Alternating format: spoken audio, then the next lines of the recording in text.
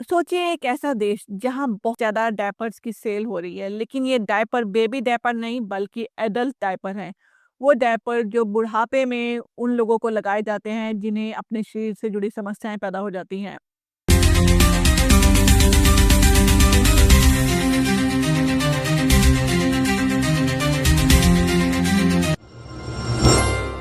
हाँ, यहाँ हम बात कर रहे हैं एक ऐसे देश के बारे में जहाँ स्कूल्स लगातार बंद हो रहे हैं, लेकिन ओल्ड एज होम लगातार खोले जा रहे हैं। कि हम बात कर रहे हैं जापान के बारे में जिसे एक डाइंग कंट्री भी कहा जाता है। सवाल ये है कि जापान क्या सच में खत्म हो रहा है और क्या अकेला जापान ही है जो खत्म हो रहा है या इसके जैसे कई और देश भी हैं जो धीरे-धीरे दुनिया से शायद खत्म हो जाएँगे। आज के हम इस वीडियो में पूरा सच जानेंगे इस बारे में।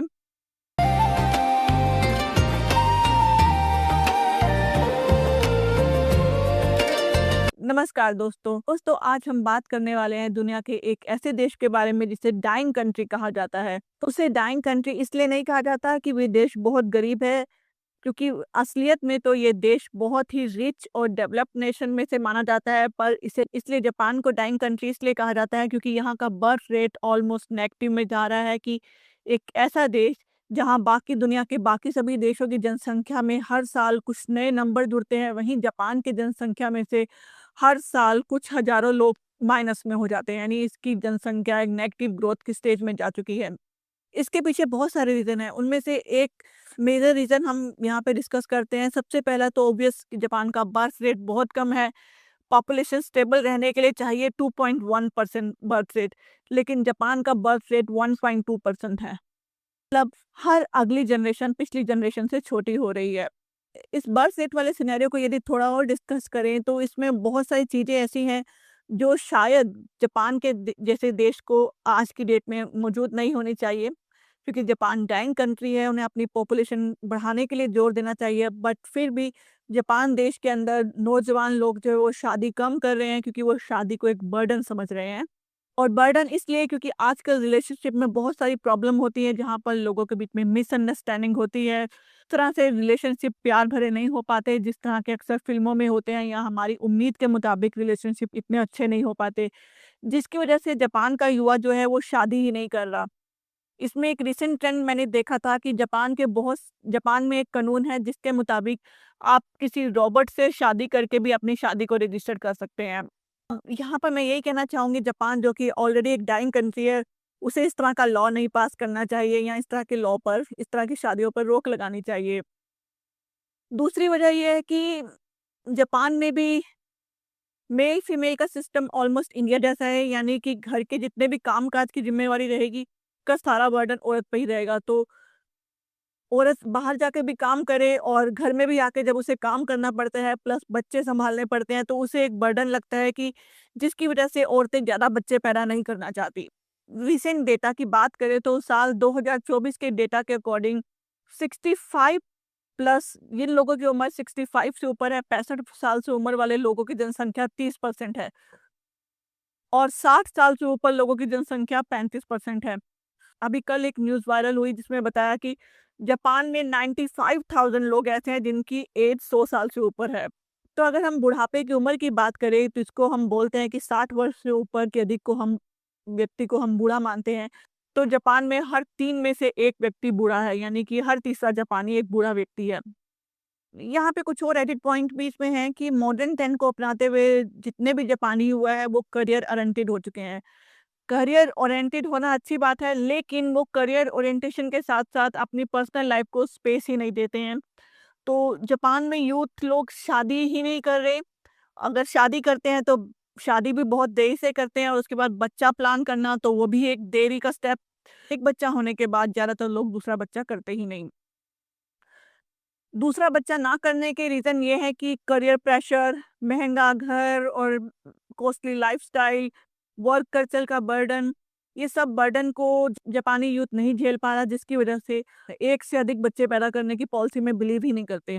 वहीं जापान में एक पॉपुलर टर्म है हेर्बिवोर मैन, जो रिलेशनशिप और मैरिज दोनों से दूर रहते हैं। यानी एक पूरी की पूरी सोसाइटी डेवलप हो चुकी है आदमियों की जो रिलेशनशिप और मैरिज दोनों से दूर रहते हैं। जापान के बहुत सारे घर वो खाली हो चुके हैं, बहुत सारे गाँव खाली हो चुके हैं। गाँव क्यों खाली हुए कि जैसे ही बच्चे बड़े होते हैं वो अपनी हाई एजुकेशन के लिए या फिर अपने करियर के लिए शहरों में मूव हो जाते हैं। पीछे गाँव में रह जाते हैं जापानी बूढ़े व्यक्ति।